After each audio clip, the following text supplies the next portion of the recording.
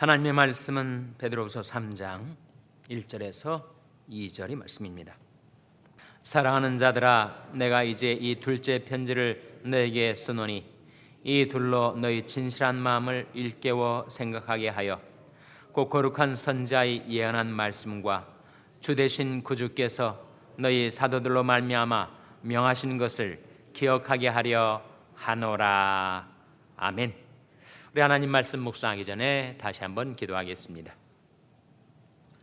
하나님 아버지, 감사합니다. 제디 하나님 앞에 나와서 하나님의 은혜와 사랑을 기억하며 감사와 찬송을 드리오니 받아 주시옵소서. 이 시간 하나님의 말씀을 저희들이 묵상하고자 하오니 저희들이 마음 눈을 밝히셔서 주의 법에 귀한 것을 보게 해주시고 주님의 음성, 목자의 음성을 들을 수 있도록 저희들이 귀를 열어주시며 저희들의 마음에 하나님의 말씀을 깨달을 수 있는 지혜로운 마음을 허락하여 주시고 깨달은 말씀을 마음속에 간직하고 기억하여 그 말씀 따라 살아갈 수 있도록 인도하여 주시옵소서. 예수님의 이름으로 기도하옵나이다. 아멘. 할렐루야. 서로의 평강의 복을 기원하는 마음으로 샬롬 인사 나누시기 바랍니다. 샬롬. 샬롬. 오늘 제가 증거할 말씀의 제목은 말씀의 효용입니다. 말씀에는 어떤 효용이 있을까? 오늘 본문 말씀이 그것을 보여주고 있습니다. 1절 말씀 보시면 사랑하는 자들아, 내가 이제 이 둘째 편지를 너에게 쓰노니, 둘째 편지가 있으면 첫째 편지가 있을 거 아니겠어요? 첫째 편지가 뭡니까? 베드로 전서. 둘째 편지는 뭐겠어요? 그러면 베드로 후서지요. 그래서 사도 베드로가 이 둘째 편지인 베드로 후서를 쓰면서 이 둘은 뭘 가리킬까요? 이 둘로 베드로 전서와 베드로 후서, 이 둘로 너희 진실한 마음을 일깨워 생각하게 하여.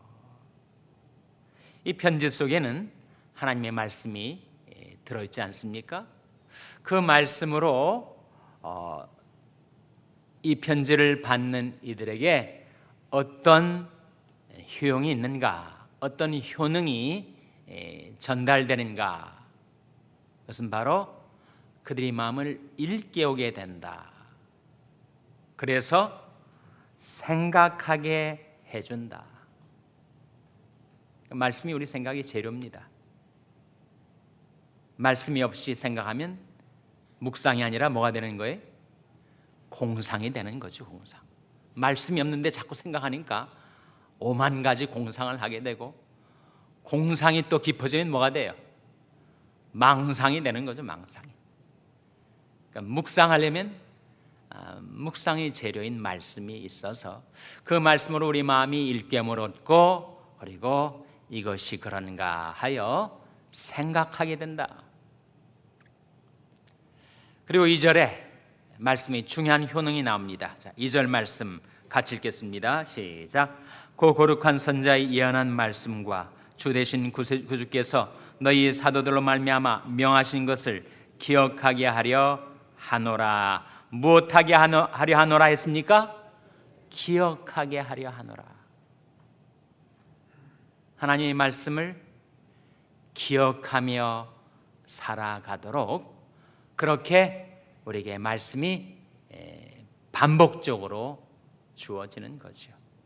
우리가 방금 불렀던 찬송에 보면 아침의 이슬방울같이 너무 쉽게 내 기억 속에서 사라지기 쉬운 하나님의 말씀을 기억하고 사는 길, 그것은 자주 듣는 것밖에 없습니다. 반복밖에 없어요. 참 우리는 기억이 좀 약합니다. 그래서 늘 들을 때마다 새롭게 느껴지고 볼 때마다 참신하게 여겨지는 그런 특성이 있죠. 어느 할머니가 택시를 탔대요. 그래서 어딜 가자고 해서 택시를 탔는데 한참 가다 보니까 내가 어디를 가자고 했는지 기억이 안 나는 거지. 할머니가 운전수 양반, 내가 어디로 가자고 했지요? 그랬더니 갑자기 놀라가지고 뒤를 바라보면서 할머니 언제 탔어요? 그러더라는 거예요.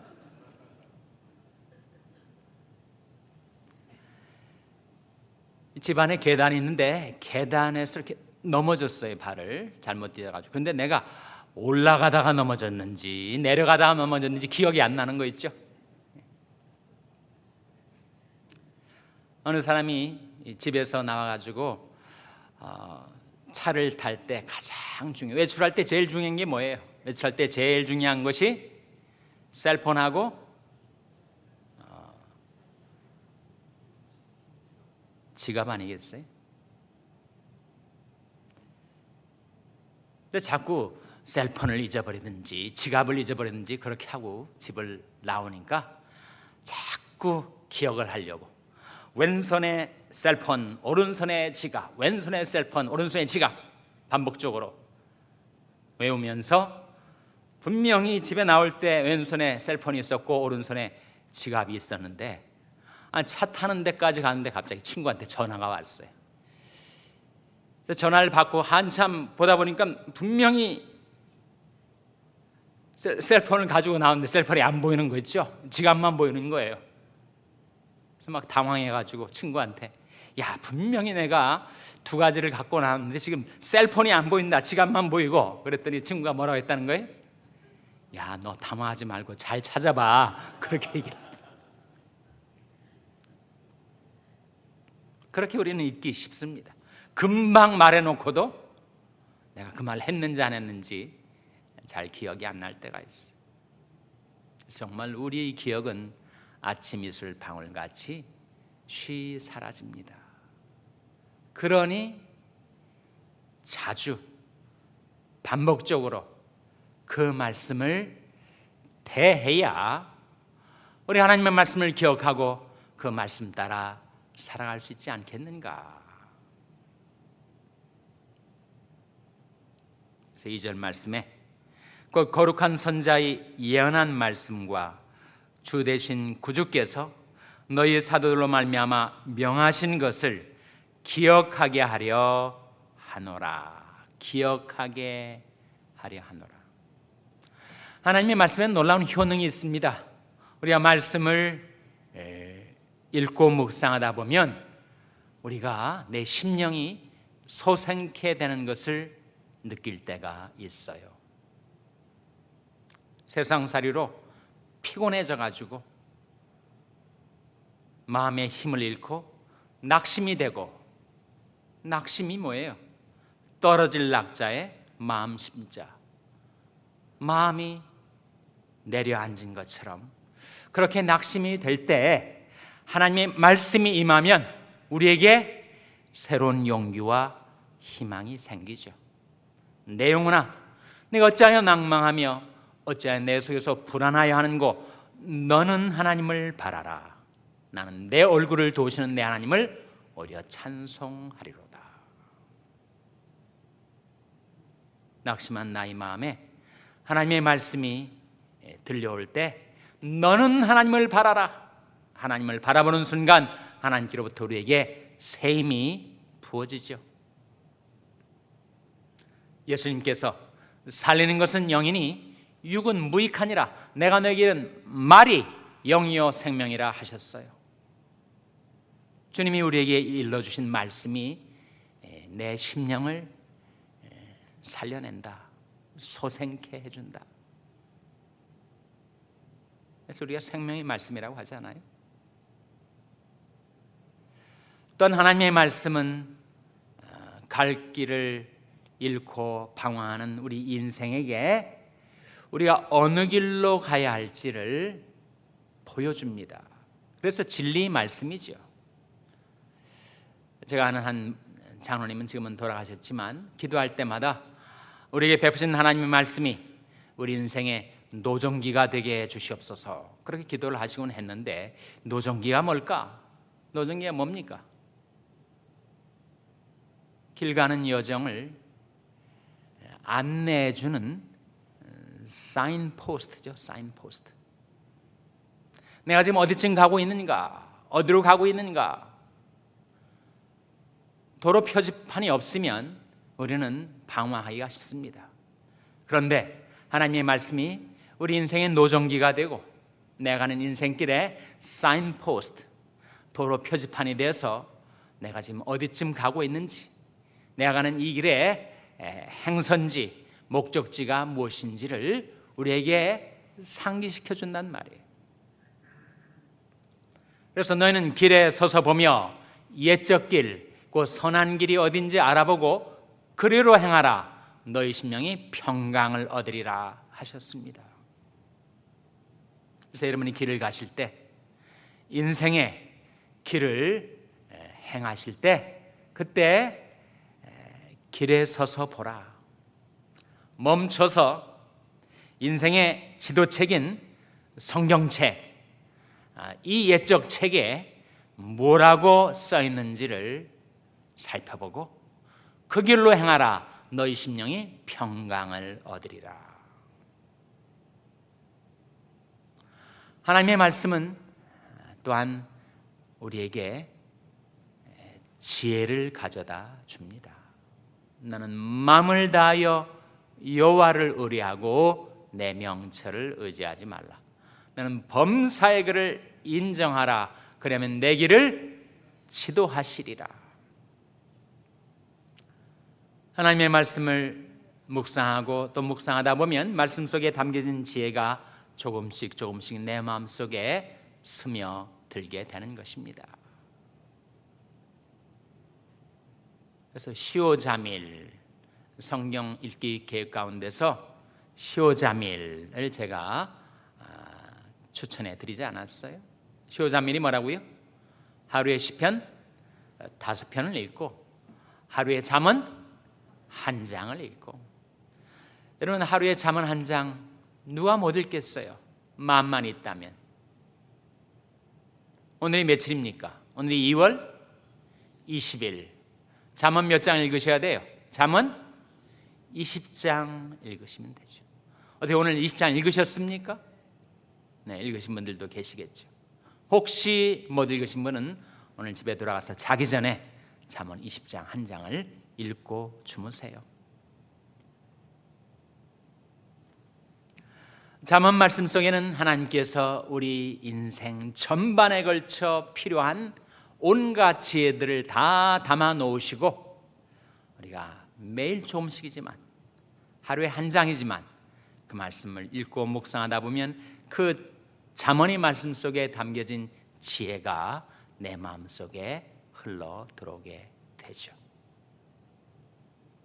뿐만 아니라 하나님의 말씀의 효능, 하나님의 말씀의 효용은 무엇인가 하면, 말씀을 묵상하며 말씀 따라 살아가는 자에게 하나님께서 말씀을 통하여 뭘 주신다고요? 축복을 주십니다. 아브라함 링컨 대통령이 창조자 하나님께서 우리 인생에 베푸신 모든 축복은 이 성경책을 통하여 우리에게 주어진다라고 했는데, 하나님의 말씀을 읽고 묵상하고 그 말씀 따라 살아가는 자에게는 반드시 하나님께서 복을 베풀어 주십니다. 할렐루야. 여호와를 경외하며 그 계명을 크게 즐거워하는 자는 복이 있도다. 그 계명, 그 말씀을 크게 즐거워하는 자는 복이 있도다. 나를 사랑하는 자들이 나의 사랑을 입으며 나를 간절히 찾는 자가 나를 만날 것이니라. 부귀가 내게 있고 장구한 재물과 의도 그러하니라. 하나님의 말씀을 사랑하고 즐거워하여 그 말씀을 간절히 찾고, 시편자는 이렇게 찾습니다. 내가 새벽 전에 부르짖으며 주의 말씀을 바라싸우며 주의 말씀을 묵상하려고 내 눈이 야경이 깊기 전에 깨었나이다. 하나님의 말씀을 향한 그 간절한 사모함이 밤잠을, 새벽잠을 물리치고 말씀 앞으로 자기를 이끌었다. 그렇게 자기 경험을 고백하고 있지 않습니까? 나 곧 내 영혼이 여호와를 기다리며 내가 그 말씀을 바라는도다. 파수꾼이 아침을 기다림보다 내 영혼이 주를 더 기다린나니 참으로 파수꾼이 아침을 기다림보다 더하도다. 그래서 우리는 하나님의 말씀을 통해서 생명을 얻고 진리를 발견하고 지혜를 얻고 그리고 축복을 받습니다. 네, 그 말씀을 얼마나 반복적으로 가까이 하는가. D.L. 무디가 그런 말을 했어요. 성경책을 가까이 하시오. 그러면 죄가 당신을 멀리할 것입니다. 성경책을 멀리 하시오. 그러면 죄가 당신을 가까이 할 것입니다. 정말 맞는 말 아닙니까? 성경 말씀, 하나님 말씀과 죄는 반비례. 말씀을 가까이 하면 죄가 물러가고 말씀을 멀리 하면 죄가 가까이 오고. 그래서 아침 이슬 방울처럼 쉬 사라지기 쉬운 나의 기억, 어떻게 하나님 말씀을 기억하며 살 수 있는가? 반복적으로 평생에 성경을 자기 옆에 두고 읽고 날마다 우리 육신이 음식을 먹어야 기력을 회복하고 활동하고 움직일 수 있는 것처럼 우리 영혼의 양식인 하나님의 말씀을 받아 먹어야 우리가 힘을 얻고 주님을 따를 수가 있겠죠. 하나님의 말씀의 효능을 기억하고 하나님의 말씀의 효용은 우리로 하여금 하나님의 말씀을 기억하고 그 말씀 따라 살게 해주는 것. 말씀의 효용이 여러분에게 임하고 이루어져서 그렇게 늘 하나님의 말씀을 기억하고 그 말씀 따라 살아가게 되시기를 주님의 이름으로 축원합니다. 기도하시겠습니다. 하나님 아버지, 저희들에게 주신 많은 선물 가운데 저희에게 성경책을 선물하여 주신 것을 감사드립니다. 저희들이 하나님의 말씀을 사랑하고 즐거워하여 날마다 그 말씀을 묵상하고 그 말씀을 마음속에 간직하여 날마다 그 말씀을 기억하여 그 말씀 따라 살아갈 때 저희와 저희 자녀들과 저희 교회가 복을 받게 하여 주시옵소서. 모든 것 감사드리며 예수님의 이름으로 기도하옵나이다. 아멘.